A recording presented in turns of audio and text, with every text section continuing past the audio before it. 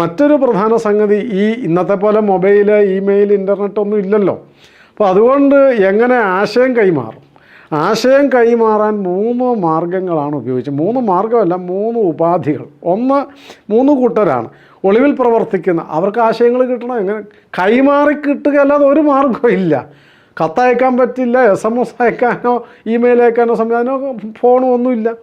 അപ്പോൾ ഒരാളിൽ നിന്ന് അടുത്ത ആളിലേക്ക് പോലീസ് പിടിക്കാതെ എത്തിക്കണം. അപ്പോൾ അതിന് ചില രേഖകൾ തന്നെയാണ് കൊടുക്കേണ്ടതെങ്കിൽ അത്തരം ഒളിവിൽ പ്രവർത്തിക്കുന്നവർക്ക് വേണ്ടി സുദർശനം എന്ന പേരിൽ ഒരു രഹസ്യരേഖകൾ, അതിനെല്ലാത്തിനും കൂടി പറയുന്നത് പേര് സുദർശനം എന്നാണ്. ജയിലിൽ കിടക്കുന്നവർക്ക് ആശയവിനിമയം നടക്കണം. പോലീസ് അറിയാതെ, ജയിലർമാരറിയാതെ, IB ഇൻ്റലിജൻസ് ഒന്നും അറിയാതെ ജയിലിൽ കിടക്കുന്നവർക്ക് ആശയം കിട്ടുകയും അവരുടെ കാര്യങ്ങൾ ഇങ്ങോട്ട് കിട്ടുകയും വേണം. അതിനുവേണ്ടി സെല്ലുലാർ എന്ന് പറയുന്ന ഒരു സാധനം ഉണ്ടാക്കി. മൂന്നാമത്, പൊതുജനങ്ങളിൽ ഈ അടിയന്തരാവസ്ഥയുടെ ക്രൂരതകളും നടപടികളും അതിന് എതിരെ നടത്തുന്ന പ്രവർത്തനങ്ങൾ അവരെ അറിയിക്കണമല്ലോ, പൊതുജന പിന്തുണ കിട്ടണമല്ലോ. അതിനു വേണ്ടിയാണ് കുരുക്ഷേത്രം എന്ന ഒരു ലഘുലേഖ 2 ആഴ്ചയിലൊരിക്കൽ അടിച്ച് അത് കൈ മാറിയാണ് കൊടുക്കുന്നതെന്ന് വിചാരിക്കണം. അതിൻ്റെ രസം എന്താണെന്ന് വെച്ചാൽ, ഇത് പോലീസ് സ്റ്റേഷനുകളിൽ വരെ ഈ സാധനം കിട്ടിയിട്ടുണ്ട്. ഇത് കണ്ടാൽ ആരുടെയും കൈവശം കുരുക്ഷേത്രം എന്ന് പറയുന്ന ലഘുലേഖ കണ്ടാൽ അയാളകത്താണ്. അങ്ങനെ അകത്താകാൻ സാധ്യതയുള്ള, അത് പിടിക്കേണ്ട പോലീസ് ഓഫീസർമാരുടെ വീടുകളിൽ, ഇന്ദിരാഗാന്ധിയുടെ ആഫീസ് മുറിയിൽ. ഞാനിപ്പോഴും ഓർക്കുന്നുണ്ട്, എൻ്റെ നാട്ടിലൊരു ഹെഡ് മാസ്റ്റർ എന്നെ പഠിപ്പിച്ചതാണ്. അദ്ദേഹം കോൺഗ്രസ് നേതാവായിരുന്നു. അദ്ദേഹത്തിൻ്റെ വീട്ടിലൊരു ദിവസം രാവിലെ എഴുന്നേറ്റ് ഈ സാധനം കിടക്കുന്നു. അപ്പോൾ അങ്ങനെ പേടിച്ച് ഇതുകൊണ്ട് പോലീസ് സ്റ്റേഷനിൽ പോയി SIയെ കണ്ട് ഇത് ഇങ്ങനെ കിട്ടിയാണ്, എനിക്കറിയില്ല എന്നൊക്കെ. ഇതെൻ്റെ വീട്ടിലും കിട്ടിയോടൂ, താൻ വീട്ടിൽ പൊക്കോളാന്ന് പറഞ്ഞിട്ട് SI തിരിച്ചയച്ചു എന്നൊക്കെ പറഞ്ഞ് കേട്ടിട്ടുണ്ട്. അപ്പോൾ ഇങ്ങനെ കുരുക്ഷേത്രം എന്ന പേര് ഉപയോഗിച്ചിട്ടാണ് ഇപ്പോൾ നമ്മുടെ പബ്ലിഷിംഗ് കമ്പനി കുരുക്ഷേത്ര ബുക്സ് എന്നുള്ളത്. ഇങ്ങനെ 3 ഏജൻസികളാണ് ഉണ്ടാക്കിയത്. മലയാളത്തിൽ ഈ കുരുക്ഷേത്രം പോലെ ജനങ്ങൾക്ക് കിട്ടാനുള്ള ഈ കുരുക്ഷേത്രം പോലെ, അപ്പോൾ ഞാനീ പറഞ്ഞ ഇത് ആദ്യം ഒരു നെറ്റ്വർക്ക് ഉണ്ടാവണമല്ലോ. ആ നെറ്റ്വർക്കിൻ്റെ ഭാഗമാണിത്.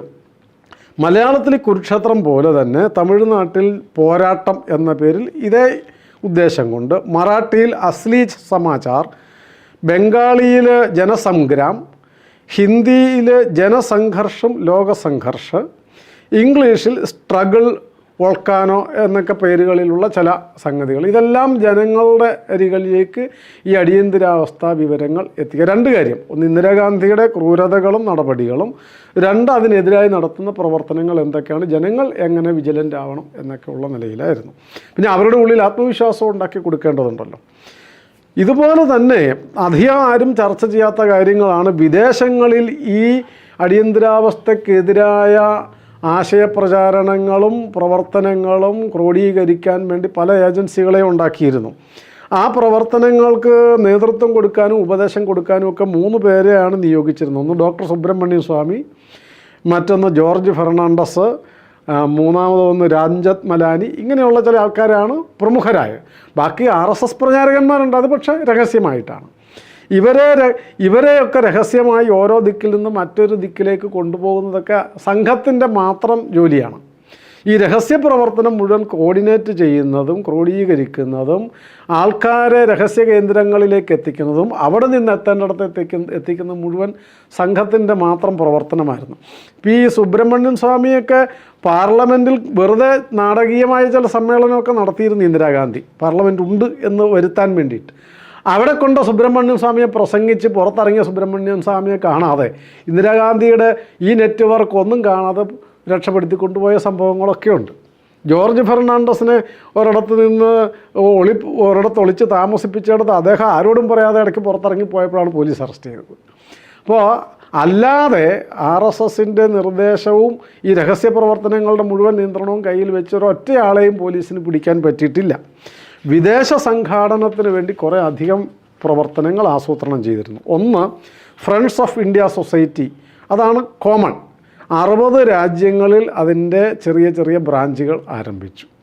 ഇന്ത്യൻ അസോസിയേഷൻ ഓഫ് ഡെമോക്രസി അമേരിക്കയിൽ, ഫ്രീ JP ക്യാമ്പയിൻ എന്ന് പറഞ്ഞ് ലണ്ടനിൽ, ഈ ഫ്രണ്ട്സ് ഓഫ് ഇന്ത്യ സൊസൈറ്റി കൂടാതെ alliance against fascist dictatorship in India എന്ന് പറഞ്ഞിട്ടും ഒക്കെ പല രാജ്യങ്ങളിലും ഇതുപോലെ ഏജൻസികൾ ഉണ്ടാക്കുകയും അവിടെ ആ നാട്ടിൽ ജനാധിപത്യത്തിന് വേണ്ടി വാദിക്കുകയും അവരുടെ ആ നാട്ടിലെ ഗവൺമെൻറ്റിൻ്റെയും കക്ഷികളുടെയൊക്കെ അരികിൽ ഈ അടിയന്തരാവസ്ഥയുടെ കൊള്ളരുതായ്മകൾ വെളിപ്പെടുത്തി കൊടുക്കുകയൊക്കെ ചെയ്യുക, ക്യാമ്പയിൻ നടത്തുക എന്നുള്ളതായിരുന്നു ഇതിൻ്റെയൊക്കെ പ്രവർത്തനത്തിൻ്റെ ഉദ്ദേശം.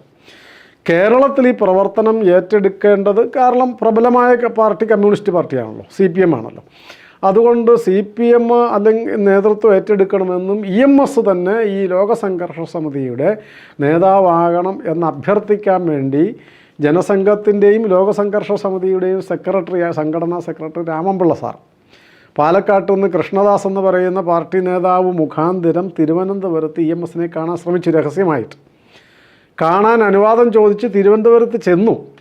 പക്ഷെ അവിടെ ചെന്നപ്പം EMS പറഞ്ഞു പോലീസ് അന്വേഷിക്കുന്ന ഒരാളെ കാണാൻ താല്പര്യമില്ല എന്ന്. MLA ഹോസ്റ്റലിൻ്റെ 25-ാം നമ്പർ മുറിയിൽ വെച്ച് EMS അല്ല പറഞ്ഞത്, EMSന് വേണ്ടി VS അച്യുതാനന്ദൻ പറഞ്ഞു, രാമൻപിള്ള സാറിനോട് പറഞ്ഞു. അങ്ങനെ ഒരാൾ, നിങ്ങളെയൊക്കെ പോലീസ്, അപ്പം ഞങ്ങളെ അന്വേഷിക്കുന്നില്ല എന്നാണ് അവർ പരസ്യമായിട്ട് നിൽക്കുകയാണല്ലോ. ഞങ്ങളെ പോലീസ് അന്വേഷിക്കുന്നില്ല, നിങ്ങളെ പോലീസ് അന്വേഷിക്കുന്ന രഹസ്യമായി നിങ്ങൾ ഒളിച്ച് നടക്കുന്ന ഒരാളാണ്. അപ്പം അങ്ങനെ ഒരാളെ കാണാൻ EMSന് താല്പര്യമില്ല എന്ന് പറഞ്ഞ് നിഷേധിക്കുകയാണ് ചെയ്തത്. അവരത് ഏറ്റെടുത്തതുമില്ല.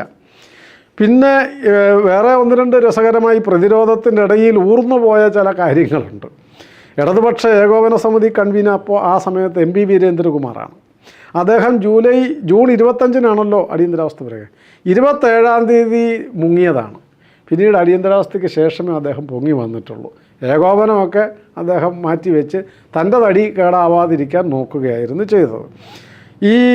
ഇതിൻ്റെ രഹസ്യയോഗം, ഈ ലോകസംഘർഷ സമിതിയുടെ രഹസ്യയോഗം ആദ്യം ഗുരുവായൂരിൽ ചേർന്ന് ജൂലൈ 10-ാം തീയതി.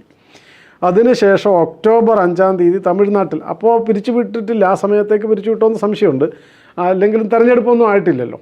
അപ്പോൾ അവിടെ ആണ് കുറച്ചൊരു സ്വാതന്ത്ര്യമുള്ളത്. തമിഴ്നാട്ടിലാണ് ഒക്ടോബർ 5-ാം തീയതി തമിഴ്നാട്ടിലാണ് ലോകസംഘർഷ സമിതി കേരളത്തിൻ്റെ ടീം മീറ്റിംഗ് കൂടിയത് അവിടെയാണ്.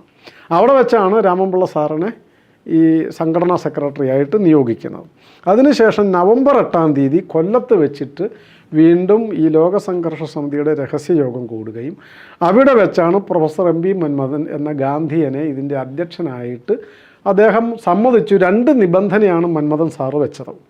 ഒന്ന്, ഇതിനെതിരായ സമരം 100% അഹിംസാ സമരമായിരിക്കണം. അദ്ദേഹം ഗാന്ധിയനാണെന്നറിയാമല്ലോ.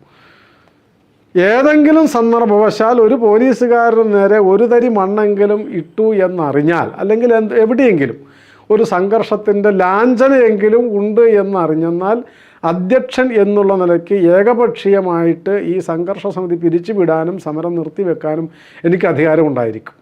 അത് ഉറപ്പ് തരാമെങ്കിൽ ഞാൻ അധ്യക്ഷസ്ഥാനം സംഘത്തിൻ്റെ ഭാഗത്തു നിന്നാണല്ലോ ഇത് കൊടുക്കേണ്ടത്. ലോകസംഘർഷ സമിതിയുടെ ഭാഗത്തു നിന്നും സംഘത്തിൻ്റെ 100% അങ്ങയുടെ നിബന്ധന അംഗീകരിച്ചു. അങ്ങനെയാണ് ഒരു വെറുതെ പോലും ഒരാളെ കയ്യോങ്ങാൻ പോലും പാടില്ല എന്നുള്ള നിലയിലായിരുന്നു ഈ സമരം നടത്തിയിരുന്നത്. അതുകൊണ്ടായിരിക്കും ഒരുപക്ഷെ ക്രൂരമായ മർദ്ദനം, അത് ഞാൻ വഴിയെ പറയാം.